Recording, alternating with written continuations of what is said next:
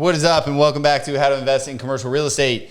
And we are back with another super exciting topic about how to diversify in different markets, right? Which a lot of people, I think, are foreign to. A lot of people buy around where they live. But anyway, before we get into that, last week we mentioned we were launching a new investment opportunity, and that investment opportunity was for a Knuckies sandwich shop development. Can we get a new name? Like, why do we Knuckies? Why? Yeah, you know, I don't know what I think Knuckies is selling, but it's not Subway sandwiches. Well, their official name is Knuckies Hoagies. Okay. I'm thinking they sell hoagies. Okay. Knuckies Hoagies.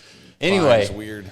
We are developing a Knuckies Hoagies. Anyway, we sent that out last week out to the investor base, and it sold out in record time. So if you were able to get involved in that, thank you for getting that commitment in quickly. We're going to be circulating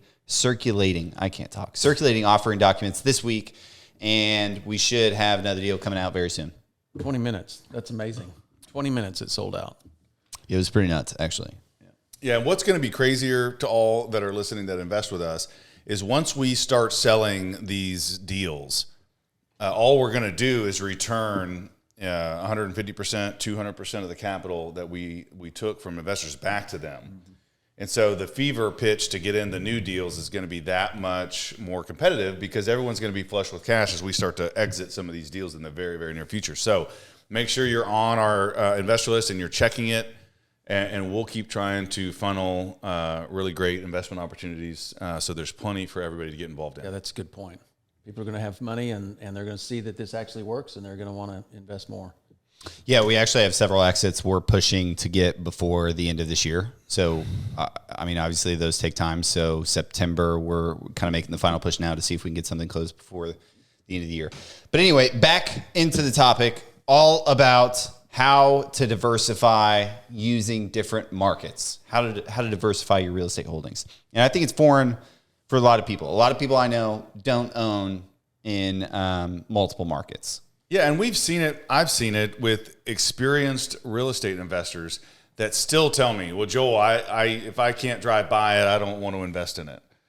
And that's a problem that we want to help you guys through. We've talked about it a little bit before, but today we want to talk about, okay, why should you consider investing outside of your primary market? What are some of the advantages or some of the risks? Well, depending on where you live, let's use us. We live in Tulsa. Here's why I would invest somewhere else, because there's a lot of other awesome places other than Tulsa. Yeah, but that's true about any city, right? I mean, yeah. no matter where you are, not just a city, but an area of the country. You want to get outside that because you never know when something might happen in Tulsa, we kind of we used to, maybe not so much anymore, but we used to rise and fall with the price of oil, right? Mm-hmm. Yeah. So you never know what's going to happen. So you got to get outside of Tulsa and get some other properties somewhere else. Look at Dallas. I mean, Dallas has been a primary and growing market for decades, and the writing has been on the wall that it's, this tinderbox for explosion. And every time you go down there, they're still pumping away. And there's just brand new cities that you've never even heard of that are just filled with skyscrapers. So, I mean, it's opportunities like that. If you would have got into Dallas in a growing primary market a decade ago, you would be reaping a lot of financial benefits today. Right. Yeah. And so that needs to be part of the strategy is looking for up and coming growth cities that may be growing faster than your current market. And so Tulsa, we could say that it's a in between a tertiary, secondary market. Primary markets, guys, just for education's sake, they're the gateway cities. It's New York, it's LA, it's San Francisco, Dallas, Miami. These are internationally known cities where international investors want to own. Because they're huge markets, they're not going anywhere, and they have strong, stable economies that are multiversed across industries. 10 million plus, probably pretty easy. Yeah, in population. And so those are going to be very competitive. Not bad markets to purchase in, but you're going to have to work really hard to find good deals in those markets because they're already so established and there's so much competition to own in those. If you have $1 billion and you just want to put some of it into real estate and wait 30, 40 years and know that city's going to be around 30 years from now. Well, LA or San Diego might be a great bet for that. LA's not going to go anywhere. It'll be LA 10 years from now and 40 years from now. Mm-hmm. But, flip side, you want to, pick a small market in Oklahoma, like West Oklahoma, Woodward, or even Eastern Oklahoma, Miami, or, Chandler, Wewoka. Some of these towns, we don't know what they're going to be in 10 years, and they may not even exist in 40 years. I don't even know what they are now. I got to be honest. And so a lot of people live in those towns, and we still want to encourage you, be a real estate investor, but you just don't have to buy in your smaller market. There are lots of opportunities in markets all around the country if you'll open your eyes and being willing to go there and do the research and figure it out. Yeah. So kind of what you're saying is, if you limit yourself, let's say we limited ourselves to the Tulsa area, and let's say we had a property we wanted to buy in Tulsa, and we had a property we wanted to buy somewhere else, but yet we decide to buy it in Tulsa, but you can find better deals in other cities, right? I mean, you want to look at other cities because you never know what's going on with that buyer, that market, and you might get a better deal there than you can in your own town. Yeah, so I think good point. I think what we're getting at is we're all kind of chasing yield. We're chasing dollars. We're chasing a return. We're chasing some sort of up and promote. I mean, at some point, this is about money, right? So you look at that with markets, like you're saying. You can evaluate the exact same shop. I mean, not literally the exact same shopping center, but figuratively, a lot of the shopping centers we own look and are practically the exact same thing. They've got small tenants that are, 2 to 12% of the gross leasable area of the shopping center. They have local credit. They're, 1970, like we don't own anything newer than like 1990 unless it's brand new. So you can take those criteria and type it in CoStar or LoopNet or anything and do a national search. You can say, show me shopping centers that I like to buy under 100,000 square feet where the tenants aren't too big and it's not too new, and show me all of them. And you can see immediately there's a massive disparity in yield. Mm-hmm. Some are going to be 10 caps. Some are going to be a 12 cap. Some are going to be a 7 cap because it's in Frisco or it's in Dallas, Texas, or it's in Los Angeles. It may be a 5 cap, and it is an absolute dump. It looks like a dump. You go there and it looks even worse. It's filled with tenants that you don't know, but it's in LA, so it commands yield, right? And why? Why does it command yield? Because it's Los Angeles. Like it's going to be full. It's going to be full. It just is. So you say it commands yield, but it doesn't command yield. It commands security, right? It provides a potentially lower risk, right? Being in the center of a primary market, but you may not get the yield that you would get in other spots. Correct. Yeah. Correct. So, okay, guys, if you think that the real estate market is perfect capitalism at work and everything is just perfectly priced and perfectly valued, there's no downside and there's no upside, every seller just knows exactly what their property's worth. Well, number one, you're wrong. That's not how it works. It's not a perfect system. And so, I'm going to give an example of when I go to buy a car. When I decide to buy a new car or a used car, I pick the exact make and model that I want. Okay, let's say my last car is 2020 BMW X6. Okay, so there's not that many of those in Tulsa. And if I look nationally, I'm going to find the exact same X6 that's priced differently between cities. Why is that? Right? Is it because cars cost more in Miami or cars cost less in Dallas? No. It's because every situation is different. Every seller is different. Maybe a person bought an X6 and decided they didn't like it. And so they traded it in to a non-BMW dealership and bought the brand new Lexus that they really wanted. Mm-hmm. Well, now you have a Lexus dealer that has a BMW that they don't want. And they took a great deal on trade. They paid not very much for it. So they just want to get it off their lot because they sell Lexus, not BMW.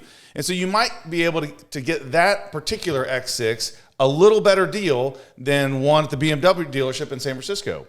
And so that's the point we're trying to make on real estate is we're opening up nationally to look for opportunities because there's going to be a seller.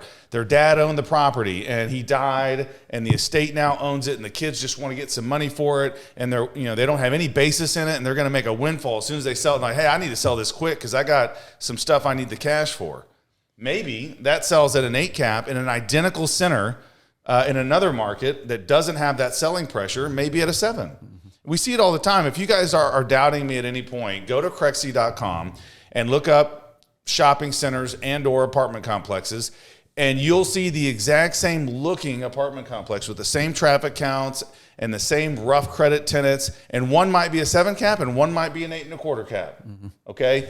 Well, I'm going to vet both, but if all things are equal, I'm pushing toward the 8.25 or the 8.5 or the 9.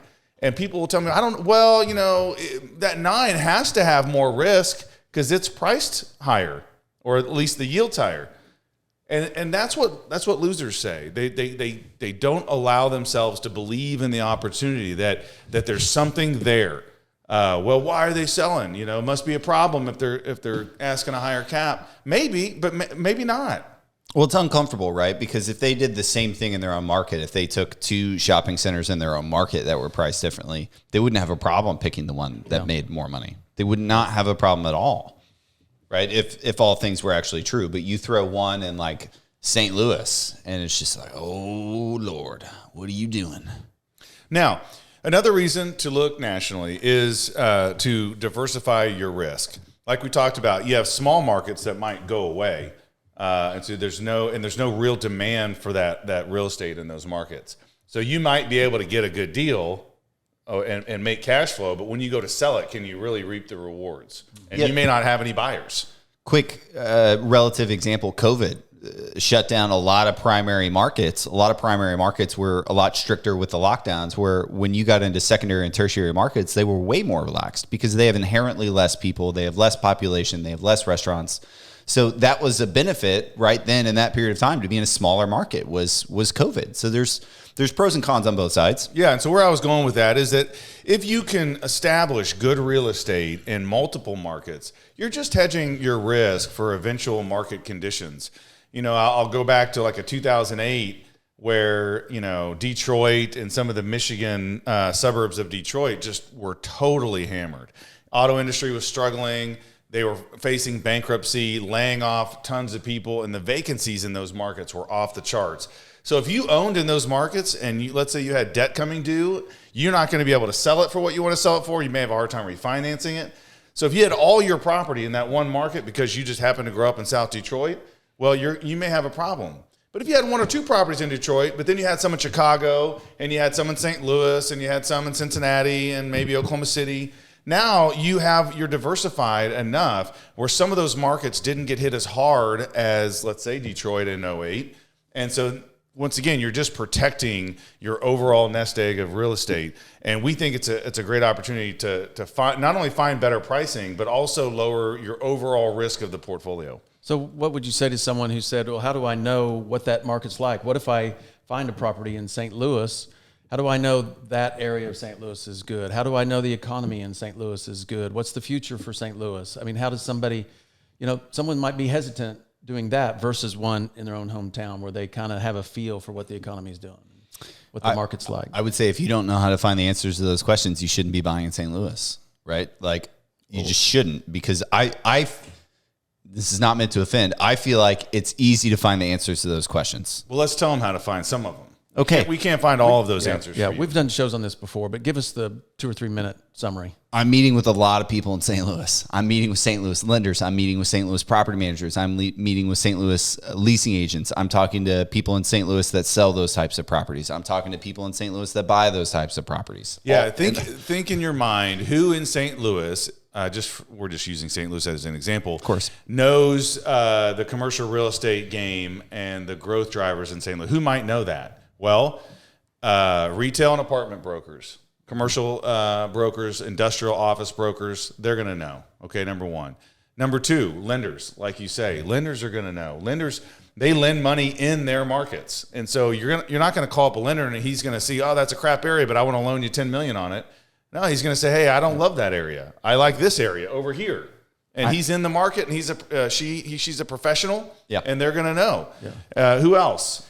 I think this is the problem with buying in your own market, is that you're too comfortable with that underlying influence that you already had, that predetermined reputation. that you don't actually look at all of this data, right? Whereas when it's out of your market and you're forced to go and actually find these data points, that should bring you some sense of security. And it may feel weird just because you're not doing it in your own market, but you should. Yeah, you could be thinking, well, everything seems to be fine here in Tulsa. I'll buy here in Tulsa, when actually St. Louis could be thriving right now, right? Yeah. So a couple other people to call, property managers, especially managers of the type of property that you're looking to buy. They would be a great resource. Well, you're going to need a property manager, so just start interviewing them and just ask good freaking questions. And you've got the Chamber of Commerce in those cities. They'll have information. You've got the tenants on unemployment, on job growth, economics, population growth, and you have this thing called the internets. Yeah, and you can literally Google anything you want. Like, hey, I want to know the top 20 rent growth cities for apartments in the U.S. Yeah. You're going to get it. Where's the top 10 population growth cities in the U.S. or states? All of this is going to give you ammunition to make you feel more comfortable in buying out of your market. And we're not saying you have to buy out of your market. Buy in your market. Eventually, you're going to have to. But if you want to buy a deal or two a year, okay, your market might be big enough for that. You want to buy a deal a month, your market's probably not going to be big enough. You're going to need to look outside. And you can only build so many Knuckies Hoagies in Princeton. Yeah, Princeton can only support so many Knuckies.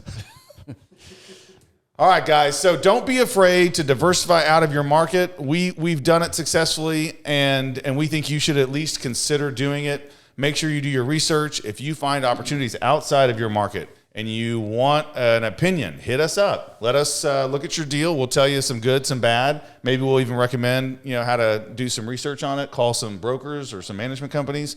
We want to help you guys get involved in commercial real estate. All right, till next week. All right, see you guys.